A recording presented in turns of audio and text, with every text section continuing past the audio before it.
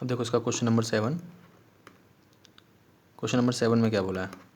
Question number 7 में बोला है कि कॉट थीटा की वैल्यू दे रखी है, कॉट थीटा 7/8। सिंपल सी बात है, एक ट्रायंगल बनाओगे। देखो अब तुमको फिर से वही बात बता रहा हूँ बार बार।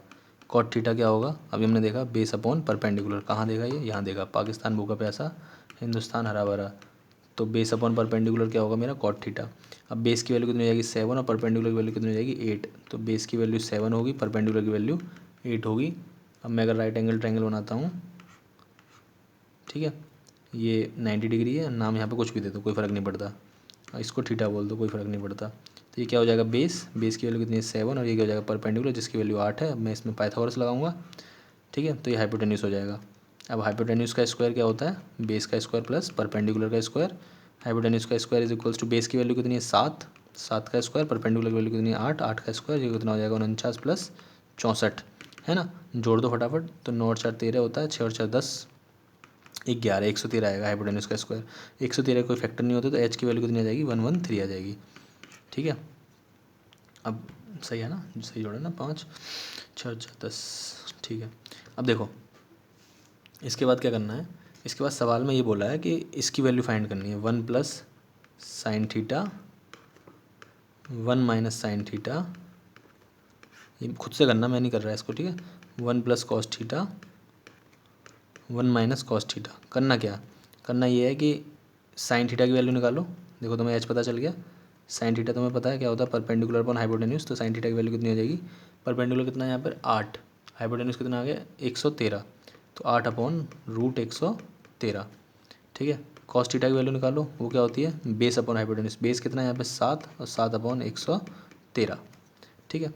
अब क्या करो? यहाँ पुट कर दो, यहाँ पर इसकी जगह साइन थीटा की जगह साइन थीटा रख दो, कॉस थीटा की जगह कॉस थीटा रख दो। फिर क्या करना है? सॉल्व करना है, ठीक है। मैं देखो बताता हूँ थोड़ा सा कि ये क्या है मेरा? 1 प्लस साइन थीटा, ये मेरा 1 माइनस साइन थीटा, और यहाँ पे मेरा 1 प्लस कॉस थीटा, और ये मेरा 1 माइनस कॉस थीटा। मैंने साइन थीटा की वैल्यू निकाल ली, कितनी आ गई है? साइन थीटा की वैल्यू कितनी आई थी? 8 अपॉन रूट 113, और कॉस थीटा की वैल्यू कितनी आई थी? 7 अपॉन रूट 113। वैल्यू यहाँ पुट कर दो, देखो ये हो जाएगा 1 प्लस 8 अपॉन रूट 113, ये 1 माइनस 8 अपॉन रूट 113, और यहाँ हो जाएगा 1 प्लस कॉस थीटा की वैल्यू कितनी है? 7 अपॉन रूट 113, ये हो जाएगा 1 माइनस 7 अपॉन रूट 113। देखो ये लिख रहा है ए प्लस बी, ए माइनस बी, ये तुमको आता होगा, आइडेंटिटी है ए प्लस बी, ए माइनस बी, ये किसके इक्वल होती है? A square minus B square के। जैसे कभी अगर तुमको ऐसे लिख के बोला है किसी ने 8 प्लस 7 और 8 माइनस 7 किसके इक्वल होगा? तो ये ए प्लस बी, ए माइनस बी, इसको बोलो ए और इसको बोलो बी। तो मतलब ए का स्क्वायर बोले तो 8 का स्क्वायर, माइनस बी का स्क्वायर बोले तो 7 का स्क्वायर। ए का स्क्वायर 64, 7 का स्क्वायर 49। बताने का तरीका है, ऐसे बता रहा हूँ, ठीक है। ऐसे यहाँ देखो ए प्लस बी, ए माइनस बी, ऐसे ही ए प्लस बी, ए माइनस बी। तो ऊपर क्या हो जाएगा? ए स्क्वायर, इसको ए बोल दूंगा, इसको बी बोल दूंगा, तो ए स्क्वायर माइनस बी स्क्वायर बोले तो 1 का स्क्वायर माइनस 8 अपॉन रूट 113 का होल स्क्वायर। ऐसे अपॉन में नीचे भी ए प्लस बी, ए माइनस बी बोले तो ए स्क्वायर माइनस बी स्क्वायर, तो 1 का स्क्वायर माइनस 7 अपॉन रूट 113 का होल स्क्वायर। अब क्या करना है? 1 का स्क्वायर 1 होता है, ठीक है। 8 का स्क्वायर 64 होता है। देखो ये तुम्हें बात पता होगी, नहीं तो शायद मैंने बताई हुई थी कि अगर अंडर रूट का स्क्वायर करते हैं तो रूट क्या कर देता है? स्क्वायर क्या करता है? रूट को काट देता है, वैल्यू दे देता है। जैसे अगर अंडर रूट 15 का स्क्वायर किया मैंने, तो स्क्वायर रूट को काट देगा, वैल्यू कितनी आ जाएगी? 15 आ जाएगी। तो यहाँ पर क्या होगा? अंडर रूट 113 आएगा। देखो ये पढ़ा होगा 9th क्लास में, मान के चल रहा हूँ। अगर स्क्वायर है तो स्क्वायर इस पे जाएगा और इस पे भी जाएगा। इस पे जाएगा तो 64 कर देगा, और इस पे जाएगा तो रूट काट देगा, 113 कर देगा। ऐसे नीचे स्क्वायर 7 पे भी जाएगा, स्क्वायर 113 पे भी जाएगा। तो ये 1 माइनस 7 का स्क्वायर 49 होता है, और 113 हो जाएगा, यहाँ से रूट हट जाएगा, ठीक है। तो इसको मैं मिटा रहा हूँ। तो ये कितना निकल के आया था? 1 माइनस 64 अपॉन 113, और दूसरा निकल गया था 1 माइनस 49 अपॉन 113, ठीक है। अब देखो एलसीएम लोगे, इसके नीचे कुछ नहीं, 1 मान लूँगा, तो ये हो जाएगा, इसका इससे करूँगा तो ये हो जाएगा 113 माइनस 64 अपॉन 113। ऊपर वाला सॉल्व हुआ है ये भी। नीचे वाला करूँगा 113 माइनस 49 अपॉन 113। देखो 113 से 113 कट जाएगा, 113 में से 49 माइनस 64 माइनस करूँगा तो कितना आएगा 49, और 113 में से 49 माइनस करूँगा तो कितना आएगा 64। तो 49/64 मेरा आंसर आ जाएगा इसका। आगे कॉट स्क्वायर थीटा पूछा है उसने, तो देखो शायद मैंने तुमको ये वाली बात बताई थी, इसको कैसे करूँगा बताता हूँ अभी। मैंने तुमको ये बताया था, शायद नहीं बताया, तो देखो साइन थीटा की वैल्यू जैसे सपोज करो 2/3 दी है किसी ने, तो साइन स्क्वायर थीटा मतलब क्या करना है, दोनों साइड स्क्वायर कर दो। तो यहाँ से साइन इस या फिर साइन थीटा का होल स्क्वायर की वैल्यू कितनी आ जाएगी 4/9। ये देखो साइन थीटा का होल स्क्वायर, इसका मतलब ये होता है कि साइन थीटा का होल स्क्वायर अगर लिखा हुआ है तो इसको तुम ऐसे भी लिख सकते हो, साइन स्क्वायर थीटा। याद रखना इस वाली बात को तुम ऐसे भी लिख सकते हो। तो अगर तुमसे कल को किसी ने पूछा है कि कॉट स्क्वायर थीटा, तो इसका मतलब ये होता है कि कॉट थीटा का होल स्क्वायर। समझ में आया? मतलब यहाँ स्क्वायर है तो इसको ओवरऑल पे भी भेज सकते हो, और अगर ओवरऑल पे है तो यहाँ पे भी ला के लिख सकते हो। तो हमसे क्या पूछ रहा है, वो हमसे पूछ रहा है कॉट स्क्वायर थीटा की वैल्यू, तो इसको मैं लिख सकता हूँ कॉट थीटा का होल स्क्वायर।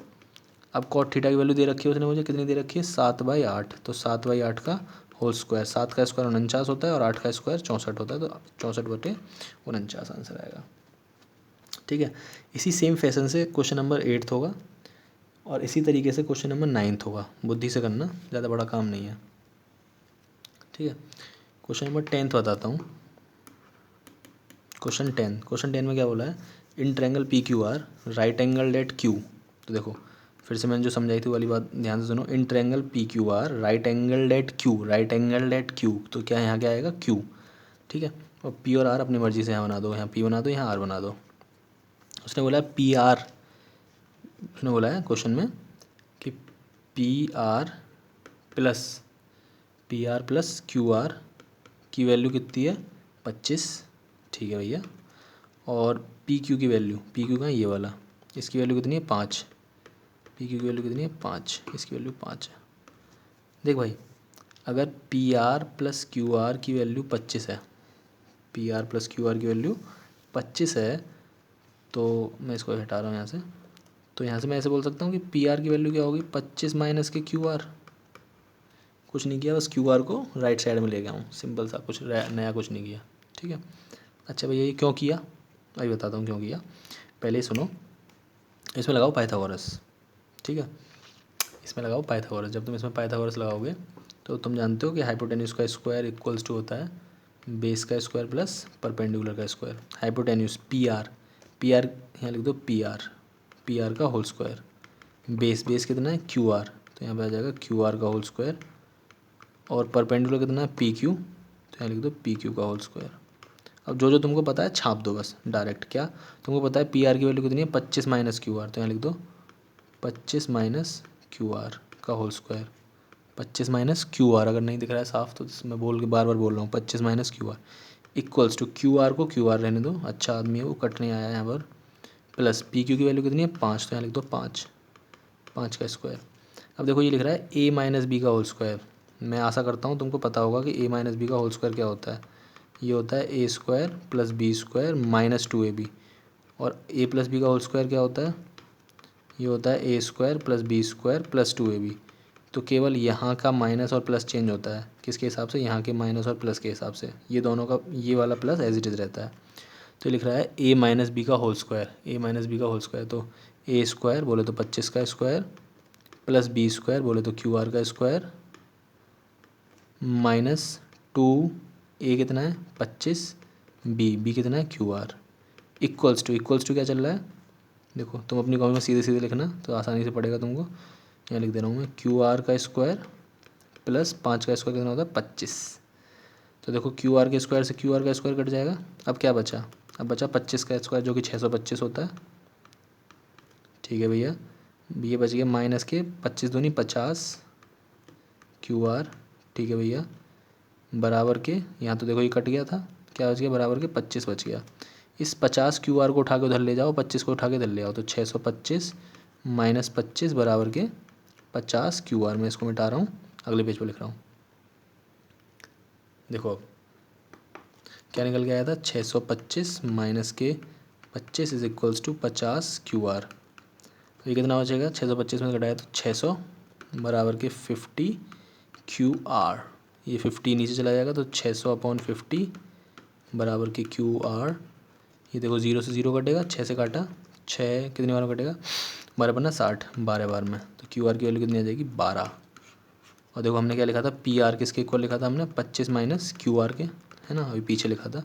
तो पी आर की वैल्यू कितनी आ जाएगी 25 माइनस के 12, तो पी आर की वैल्यू कितनी आ जाएगी 13। अब मेरे को सब पता चल गया, मेरे जो राइट एंगल ट्रायंगल था, जो राइट एंगल एट क्यू था, ये पी था, ये आर था, क्यू आर की वैल्यू मुझे पता चल गई कितनी है 12, पी क्यू की वैल्यू उसने 5 दे ही रखी थी और पी आर की वैल्यू कितनी दे दी 13 दे दी है। बाकी जो उसने पूछा है वो तो तुम कर ही दोगे।